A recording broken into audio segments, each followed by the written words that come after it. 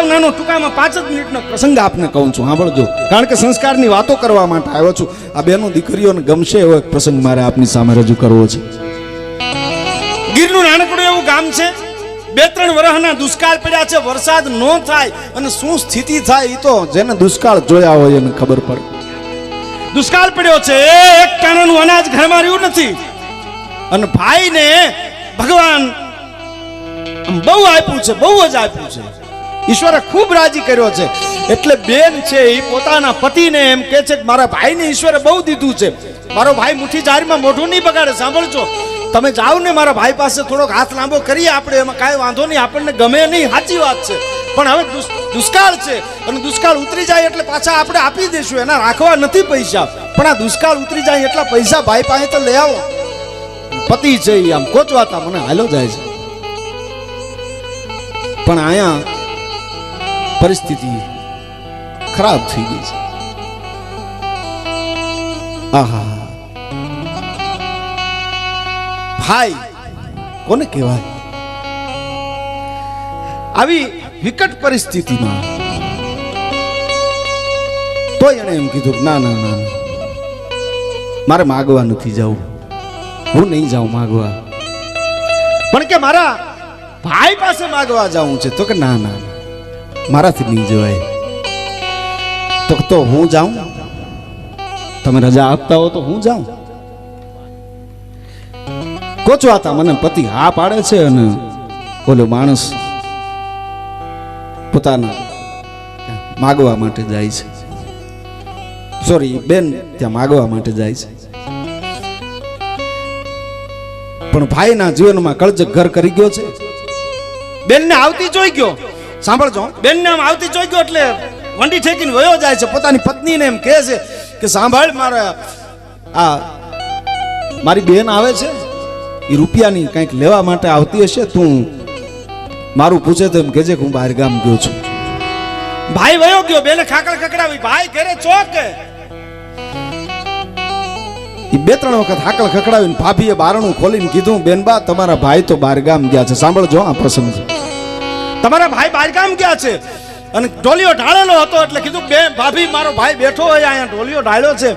તો કે ના ના, એ તો 2 દિવસથી બહાર ગામ ગયા છે. આડીના છેડાથી આહુડા લૂતી આ દીકરી હાલી જાય છે. શું કામ આ દીકરીઓના સન્માન કરવામાં આવ્યા છે, એટલા માટે મારે આ પ્રસંગ કેવો છે. હાડીના છેડેથી આમ આહુડા લૂતી લૂતી હાલી જાય છે. હવે કોને કે હગો ભાઈ છે ઈ ફરી ગયો છે, ઈ બદલાઈ ગયો છે, હવે કોને કેવા જાવું.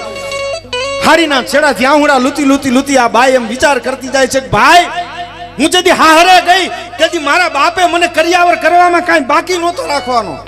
એને મને એમ કીધું તું દીકરી આ ઘરની ખીલ્લી ઉતારી લેજે. અને તેથી હું મારા બાપને એમ કહીને નીકળી હતી કે બાપુ, આ ઘોડિયામાં હું તો એ મારો ભાઈ 18 વર્ષનો થઈને તમને એમ કે બાપુ તમે મારા હાટું કાંઈ રહેવા ન દીધું તો ધૂળ પડે, એટલે બાપુ સમાજના વ્યવહારથી વધારે હું કાંઈ નથી લઈ જતી. તેથી કાંઈ નહોતી લઈ ગઈ અને આજ મારો ભાઈ મુઠ્ઠી જારીમાં મોઢું બગાડે છે. હાડીના છેડેથી આહું લૂતી લૂતી જાય છે. પણ ન હોય તો ન ભય નહીં પૃથ્વી પાવરડા, જો ન હોય તો ન બને. એક માણસ હાલ્યો આવે છે, માથે ફાળિયું બાંધ્યું છે, દાઢી વધી ગઈ છે, મેલા ગેલા લુગડા છે. આવીને કીધું, બેન મને ઓળખો છો? તો કે હા ભાઈ, બાળપણમાં મેં તમને રાખડી બાંધી છે, તમે જોગડા ભાઈ છો? તો હા બેન ઓળખી તો ગયો.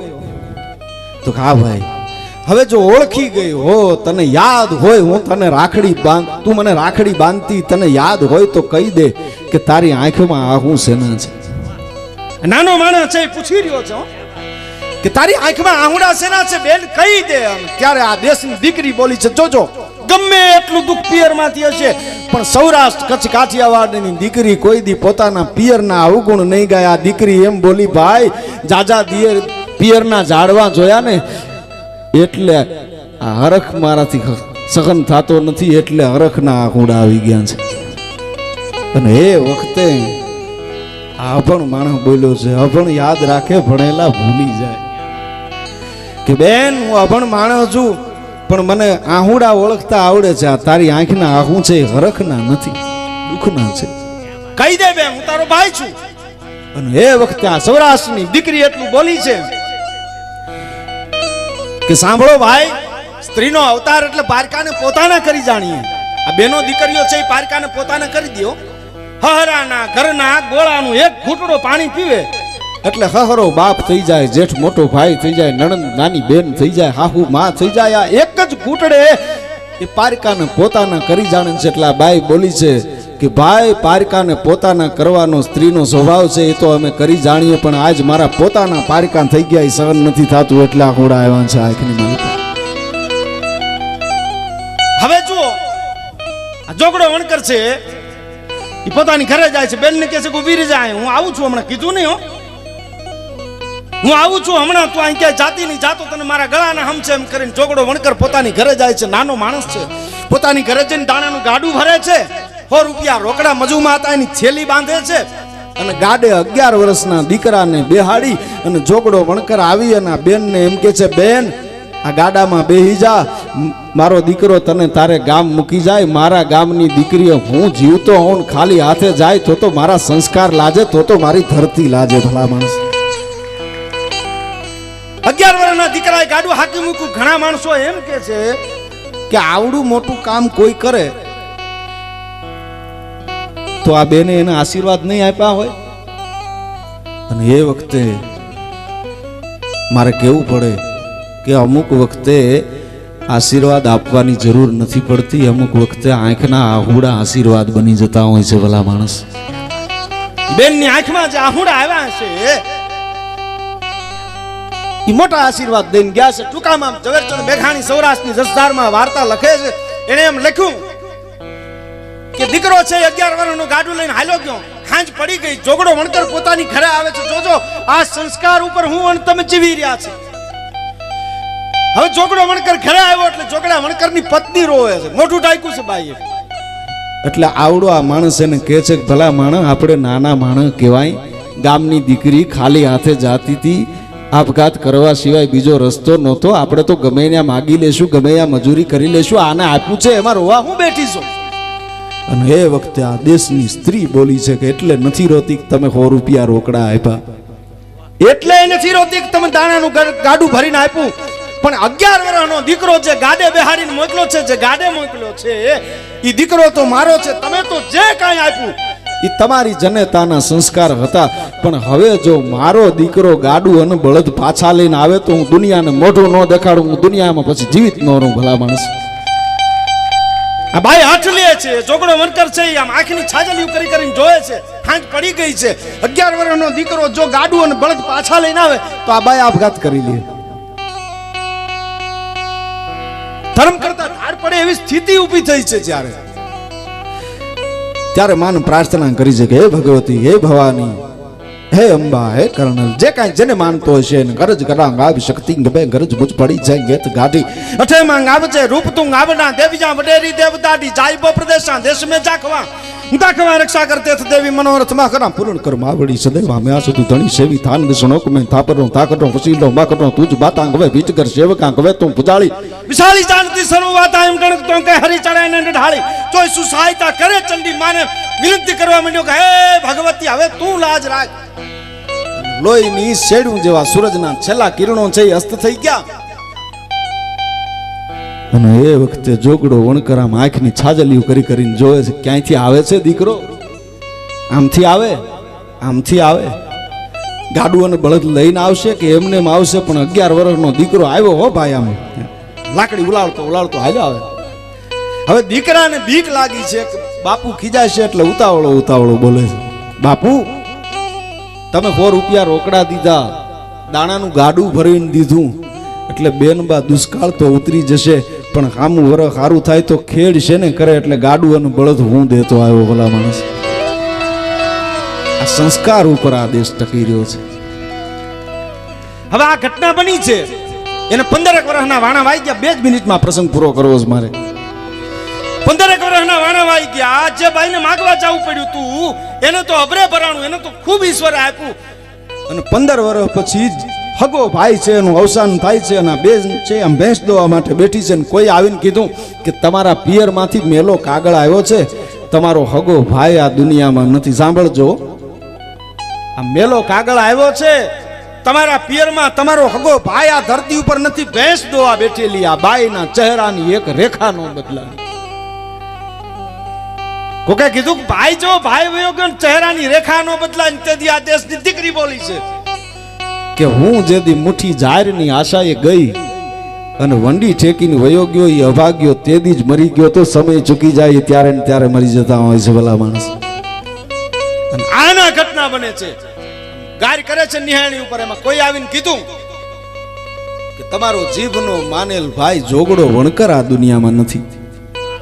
નિહાળી ઉપરથી શરીરને પડતું મૂકે છે અને આ બાઈ એ જોગડા વણકરના મરસિયા ગાયા છે કે તું વણકર જાને અમે વણાર હરે તારે ને મારે ના જ નેડો નહીં પણ તારા ગુણને રોવું હે ગજમાલ હરે હું તો તારી જાતનું જોઉં જોગડા. આવા સંસ્કારના જે સિંચન કરવા વાળા છે એ સંસ્કારના સિંચન મને અને તમને આપણી બહેનો દીકરીઓ માતાઓ તરફથી મળે.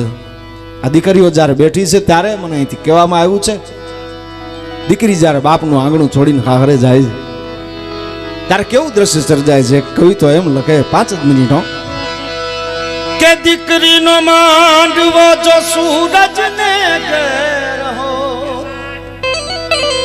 દીકરીનો માંડવો જો સૂરજને ઘેર હો તોય જાણત કે અંધારું શું ચીજ છે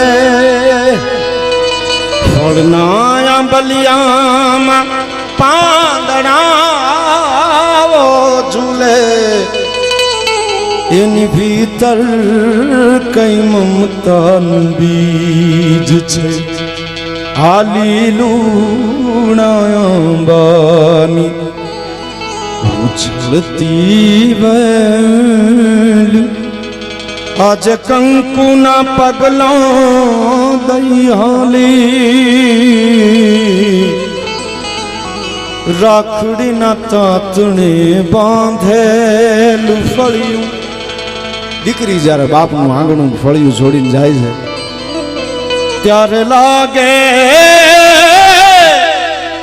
સાવ ખાલી ખાલી. જગતનો એવો કોઈ બાપ નહીં હોય કે દીકરીની વિદાય વખતે જેની આંખમાં આહુડા નહીં આવ્યા હોય કે જી મમતા રૂએ જેમ વેણુમાં મમતા રૂએ એ જી જેમ વેણું વીરડો ફૂટી ગયો કાળ જાકેરો કટકો મારો ગાંઠથી છૂટી ગયો